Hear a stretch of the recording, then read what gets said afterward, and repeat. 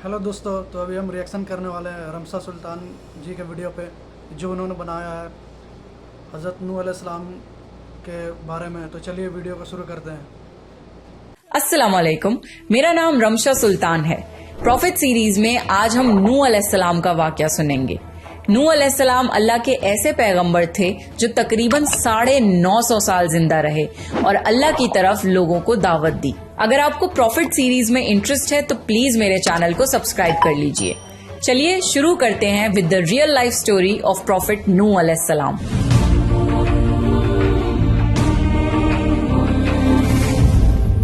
आदम अलैहिस्सलाम की वफात के तकरीबन 1000 साल बाद नूह अलैहिस्सलाम तशरीफ लाए। आदम अलैहिस्सलाम के बाद की नस्लें बहुत नेक थीं, पर तकरीबन 1000 साल बाद शैतान ने उन लोगों को बहकाया कि कुछ नेक और बुजुर्ग लोगों को याद रखने के लिए उनके बुत बना लो। तो लोगों ने कुछ बुजुर्गों को इज्जत देने के लिए उनके बुत बना लिए।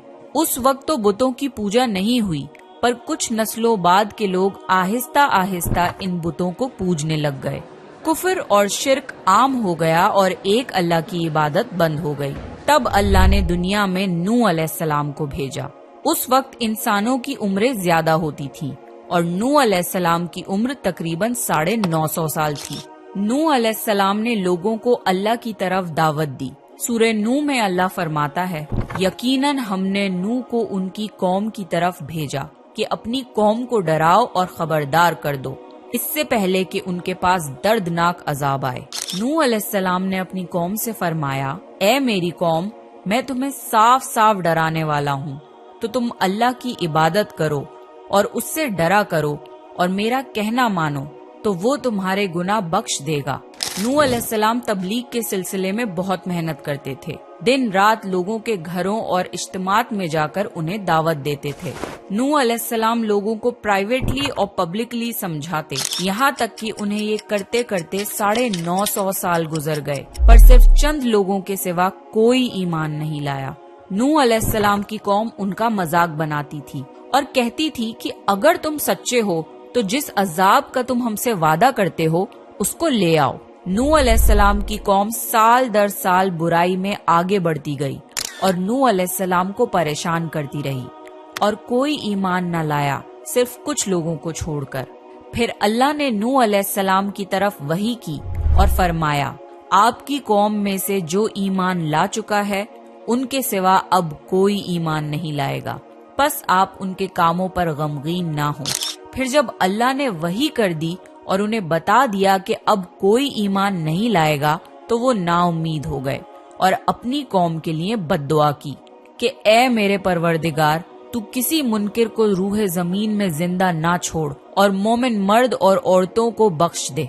नूह अलैहिस्सलाम ने जब अल्लाह को पुकारा तो अल्लाह ने नूह अलैहिस्सलाम को एक बड़ी कश्ती बनाने की वही की, लेकिन नूह अलैहिस्सलाम नहीं जानते थे कि वो इतनी बड़ी कश्ती कैसे बनाएं। तो अल्लाह ने जिब्रील अलैहिस्सलाम को उनकी मदद के लिए भेजा। नूह अलैहिस्सलाम एक पहाड़ पे रहते थे।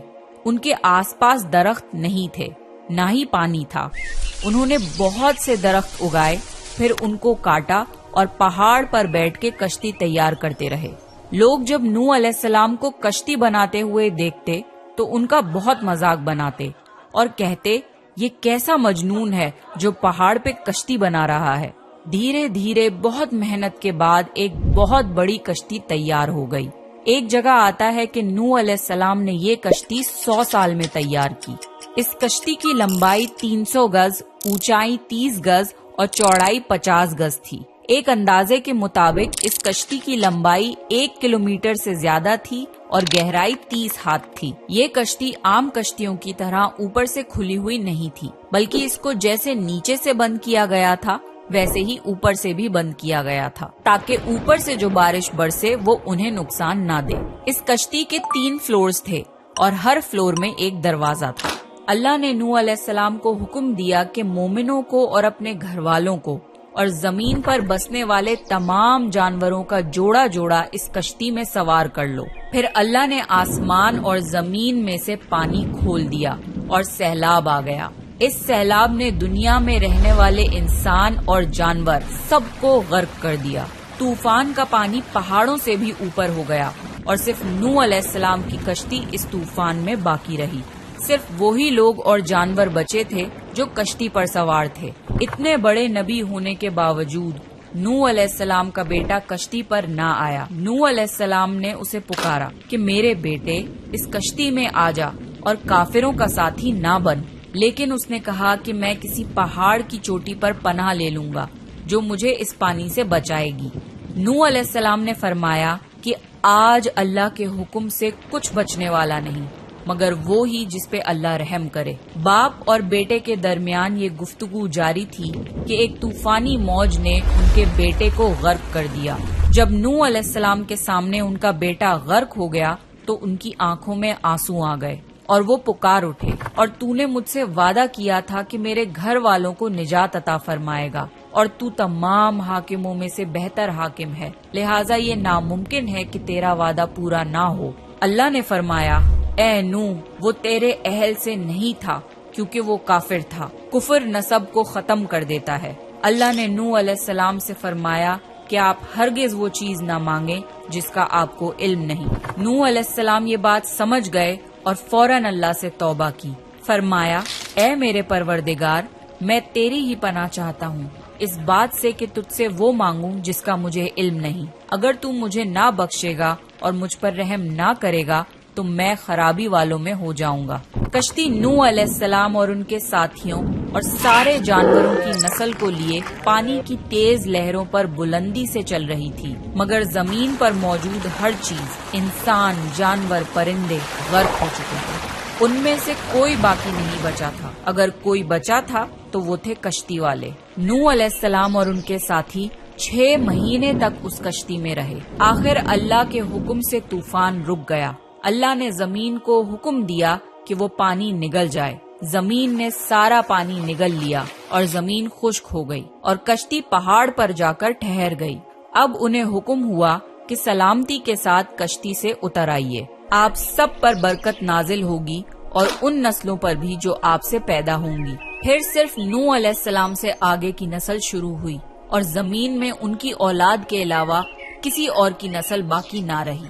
سارے جانوروں کی نسلیں بھی یہیں سے پھر سے پیدا ہوئیں۔ نوح علیہ السلام کے 3 بیٹے تھے، سام، حام اور یافز، جن سے دنیا کی نسل آگے بڑھی۔ سام کی اولاد گندمی رنگ کی تھی۔ عرب ممالک سیریا، فلسطین اور اسرائیل کے لوگ سام کی اولاد ہیں۔ حام کی اولاد کالی رنگت کی تھی۔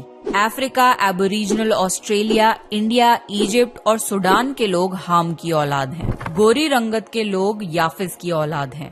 چائنا، جاپان، کوریا اور یورپ کے لوگ یافز کی نسل ہیں۔ نوح علیہ السلام کا چوتھا بیٹا جو ایمان نہ لانے کی وجہ سے برباد کر دیا گیا تھا، اس کا نام کنان تھا اور اس سے کوئی نسل آگے نہیں بڑھی۔ قرآن میں اللہ نے فرمایا، اور ہمیں نوح نے پکارا تو دیکھ لو کہ ہم کیسی اچھی دعا قبول کرنے والے ہیں۔ ہم نے اسے اور اس کے فرما برداروں کو اس زبردست مصیبت سے بچا لیا اور اس کی اولاد ہم نے باقی رہنے والی بنا دی۔ طوفان کے بعد نوح علیہ السلام 350 سال زندہ رہے، پھر نوح علیہ السلام فوت ہو گئے۔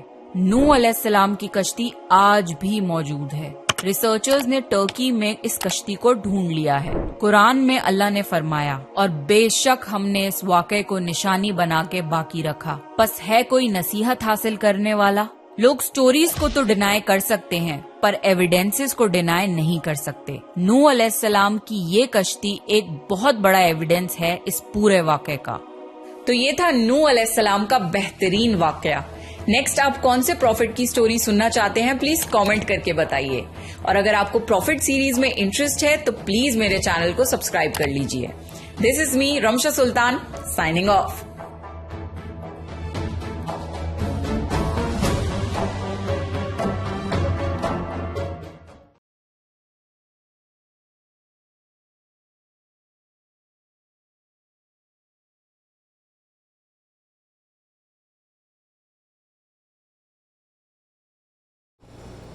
تو دوستو، جیسا کہ آپ نے اس ویڈیو پہ دیکھا نوح علیہ السلام کے اسٹوری کے بارے میں، اور آدم علیہ السلام کے بعد 1000 سال کے بعد نوح علیہ السلام کو اللہ تعالیٰ نے اس دنیا کو بھیجا۔ تو جیسا کہ آپ نے دیکھا اس ویڈیو پہ کہ آدم علیہ السلام کے جو نسل چلا 1000 سال تک، اس سمے تک تو مورتی پوجا وغیرہ کچھ یا بت پوجا وغیرہ نہیں ہوتا تھا، لیکن जैसा शैतान ने लोगों को बहकाना शुरू किया, उसके बाद फिर अल्लाह ताला ने नूह अलैहिस्सलाम को भेजा, और नूह अलैहिस्सलाम का दावत 950 साल, जैसा कि आपने देखा वीडियो पे सुना दोस्तों, 950 साल। और जब नूह अलैहिस्सलाम ने जब दावत करना शुरू किया तो काफ़ी लोगों ने उनका इनकार किया, फिर अल्लाह ताला ने जैसे कि उन्हें हुक्म दिया कश्ती बनाने का। और दोस्तों जैसा कि आपने देखा कि उनमें से आदम अलैहिस्सलाम में भी का नूह अलैहिस्सलाम का भी एक बेटा ने ईमान नहीं लेकर गया था, तो अल्लाह ताला जिससे ईमान की दौलत देते हैं सिर्फ वही ईमान लाता है दोस्तों। और जैसा कि फिर आपने सारा कुछ देखा इसमें स्टोर पे। तो दोस्तों रमसा सुल्तान जी के चैनल पे भी आप विज़िट करें और मुझे भी सपोर्ट करें।